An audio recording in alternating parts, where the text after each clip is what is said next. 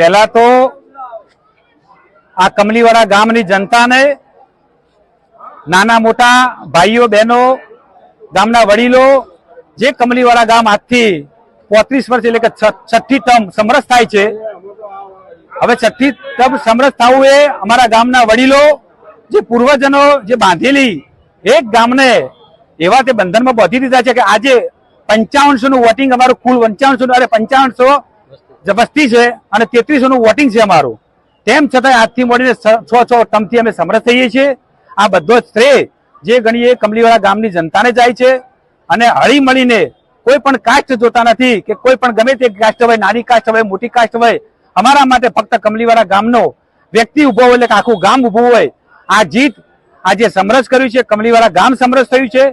કમલીવાડા ગામ એટલે તમે હળી મળીને જો આવનારા સમયની અંદર તાલુકા પંચાયત હોય તો પણ એ, જિલ્લા પંચાયત હોય તો પણ એ, અને એક તૂટથી કોઈ દાળ વેર વિખત થાય નહીં અને સમરસતાનો શિર કાયમ પૂર્વજનો જે બાંધેલો છે એ પ્રમાણે અમે બધા જ વર્તન કરીએ છીએ અને અત્યારે પણ એ જ પ્રમાણે વર્તન કરીશું।